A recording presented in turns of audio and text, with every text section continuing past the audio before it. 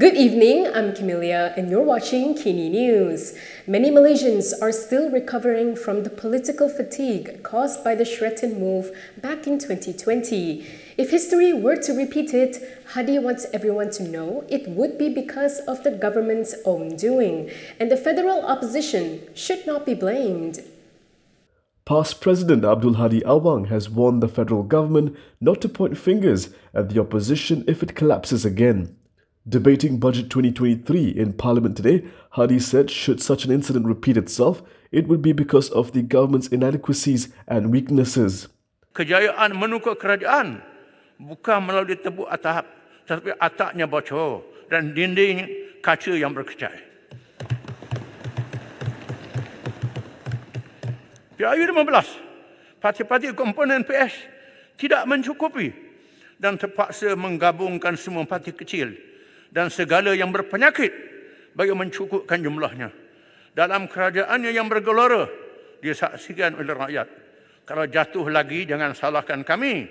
Bukan tebuk atap, tapi atapnya bocor, pintunya terbuka dan dindingnya pecah. The past president also said that parties that cooperated in glass houses should not throw stones to hide their weaknesses. Hadi also said the current administration must not take revenge on civil servants after the Harapan coalition failed to secure their votes in GE15. The infamous Sheraton move political coup in February 2020 saw the Harapan administration's collapse and the resignation of Dr. Mahathir Mohamad as Prime Minister. Meanwhile, Hadi also criticized the government, saying the act of delaying allocations for constituencies and states under the federal opposition is not in line with Islamic and democratic principles. Tensions were high in Dewan Rakyat today after a DAP lawmaker appears to have struck a nerve with opposition MPs over an allegation made against Muhyiddin Yassin. Let's take a look at the moment of chaos.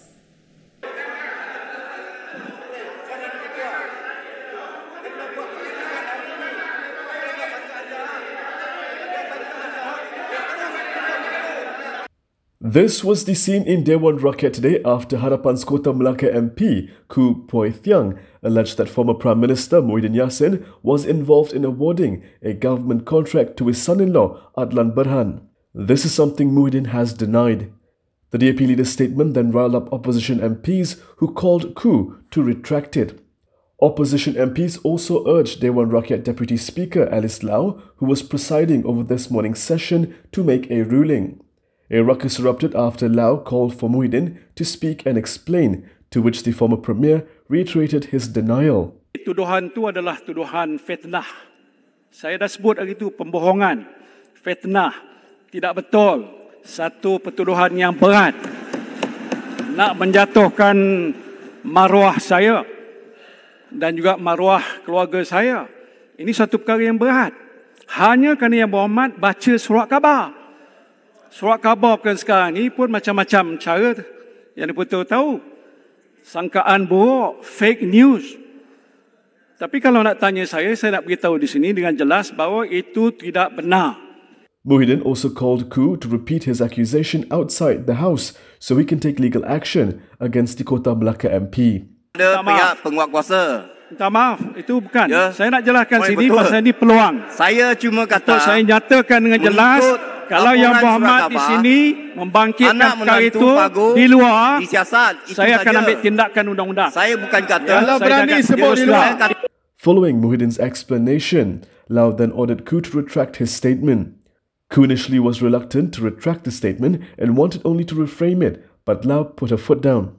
She ordered Khoo to retract it first before reframing his statement. Berhormat Kota Melaka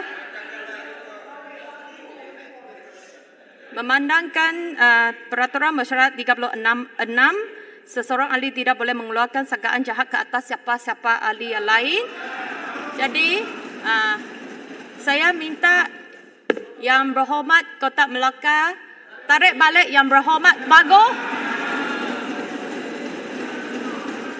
Khoo then reframed his statement to omit Muhyiddin's name. However, PN leaders were still unsatisfied with this and dared Khoo to repeat his remarks outside the Dewan Rakyat Hall, where he does not have parliamentary immunity. A remark about the Agong's royal address has led to a past leader apologizing today. Past Deputy President Tuan Ibrahim Tuan Mantere offered an apology in the Dewan Rakyat. This is following backlash from backbenchers over his remarks on the King's royal address to Parliament. Malam Dewan Yang Mulia, saya pun telah mengadakan pertemuan dengan Yang Berhormat Yang Petua Dewan, dan saya telah bagi penjelasan berhubung dengan beberapa kekhilafan yang berlaku. Saya fikir perkara ini tak perlu kita panjangkan kerana kita banyak isu-isu penting. Jadi saya fikir kalau sekiranya timbul kekhilafan, saya mohon maaf dan kita terus kepada agenda lebih pentinglah untuk kepentingan rakyat. Terima kasih. Tuan Ibrahim said this when invited by Speaker Johari Abdul to address the House after the end of question time. The apology was over remarks Tuan Ibrahim made while debating the King's royal address last week.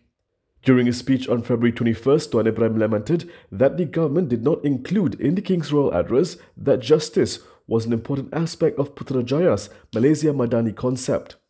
This prompted an uproar from Jelutong MP Arasen Rayer, who accused Tuan Ibrahim of making a malicious assumption that the royal address was written by the government.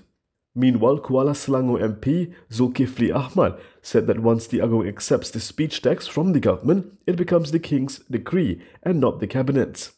The Yang di-Pertuan Agong's royal address is delivered on the first day of the new term of Parliament each year. It is by convention written by the government, although past ministers have said that the King can make amendments to the speech. Prime Minister Anwar Ibrahim himself suggested in 2013 that the then Najib Razak government had used the Agong speech for its own agenda. The T20 income group appears to be enjoying most of the government subsidies for fuel, according to Ahmad Maslan. Just how much? Around 17 billion ringgit.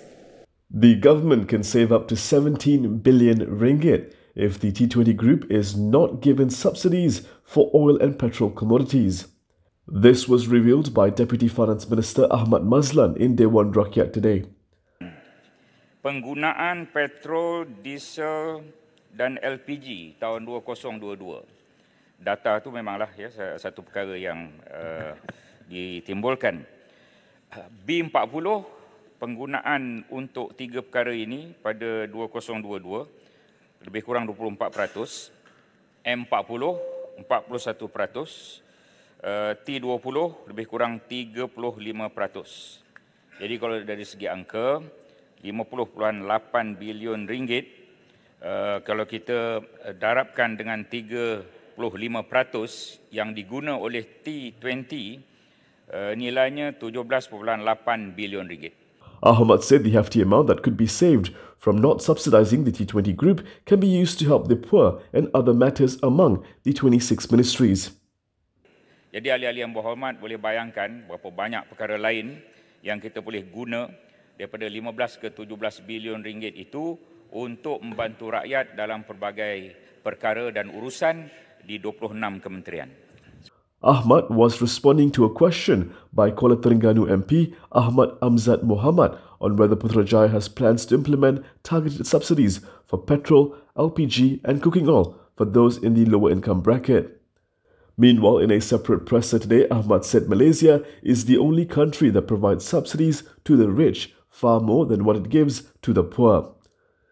Earlier in the Dewan Rakyat, the Pontian MP also said the government had spent a total of 66.3 billion ringgit last year in subsidies, and this includes cooking oil, chicken, eggs and electricity tariff. Adam Radlan has been charged again, this time at the KL Sessions Court. In the latest charge, he was accused of asking for 2 million ringgit in bribes. Adam Radlan Adam Muhammad has been charged again in the Sessions Court in Kuala Lumpur with soliciting a bribe of 2 million ringgit relating to a Jana Wibawa project. The Segabat Bersatu Deputy Chief pleaded not guilty after the charge was read before Judge Azura Alwi. According to the charge, Adam Radlan was accused of asking for 2 million ringgit in bribes from Lian Tian Chuan. This was in exchange for the accused to assist Neptunis Sendirian Berhad to obtain a project of the North Klang District Office in Selangor from the government valued at 141 million ringgit. The offence was allegedly committed at a restaurant in Publica Damansara around January 2022. He was charged under Section 16, Bracket A, of the Malaysian Anti-Corruption Commission Act 2009 and can be sentenced under Section 24(1) of the same Act. Judge Azura allowed the accused to use the 300,000 ringgit bail set by the Shah Alam Sessions Court earlier, along with the same additional conditions, besides setting March 23rd for the remention of the case. On February 21st, Adam Radlan pleaded not guilty in the Sessions Court in Kuala Lumpur to 2 charges of soliciting and accepting bribes involving the same project. Then on February 22nd, he also pleaded not guilty in the Shah Alam Sessions Court for 2 more charges for accepting bribes amounting to 4.1 million ringgit in relation to similar projects. Previously, Deputy Prime Minister Ahmad Zahid Hamidi said the implementation of the Jana Wibawa project has been suspended. The project will be re-examined whether the procurement procedure had been conducted according to the rules set by the Treasury. Ahmad Maslan will not be contesting the UMNO Vice President post, but he will be looking to challenge former Johor MB Hasni for control over the Pontian division. UMNO Secretary General Ahmad Maslan will challenge Hasni Muhammad for the position of Pontian UMNO Division Chief. Lawan persahabatan dengan Datuk Seri Hasni Muhammad. Beliau ketua bahagian dah 20 tahun lebih. Jadi saya kira saya ingin menawarkan dirilah supaya difikirkan oleh perwakilan untuk bahagian Pontian. Speaking to reporters in Parliament yesterday, Ahmad said he will be engaging in a friendly contest with Hasni. Saya tidak bertanding naib presiden walaupun ada cadangan sebelum itu, atas sebab sebelum ini saya pernah jadi ketua penerangan UMNO Malaysia, sekarang ni Setiausaha Agung UMNO Malaysia, dah bergiat dalam UMNO sejak di universiti, kerana saya tidak mahu memecahkan undi Johor. Johor dah ada 3 calon naib presiden dan saya kira Johor paling kurang seorang kena menang. Kadang-kadang mereka memilih mengikut negeri. Hasni was the Pontian MP in 2004. However, Ahmad took over as Pontian MP in 2008. During the parliamentary elections last November, Hasni won the adjacent Simpang Renggam for BN. During the UMNO national leadership election on March 18th, Hasni will be vying for the position of Vice President, while Ahmad is aiming for a Supreme Council seat. With his divorce from UMNO behind him, Anwar Musa is now looking for a new home to continue his political journey.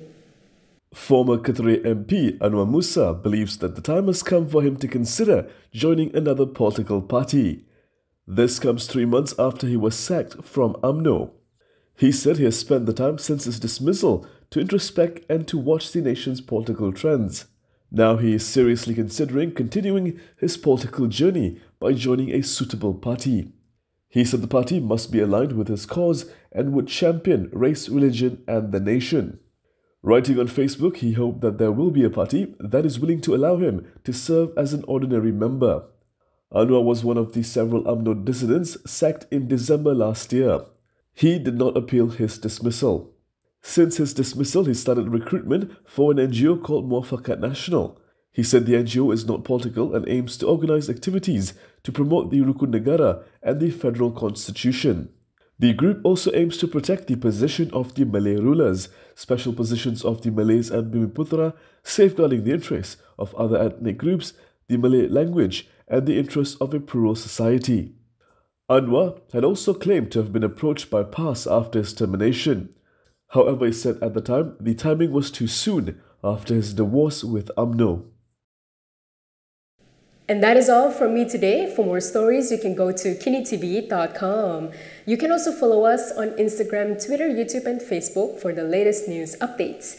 If you'd like to support independent media, do consider subscribing to MalaysiaKini.com. I'm Kimilia. Thanks for watching.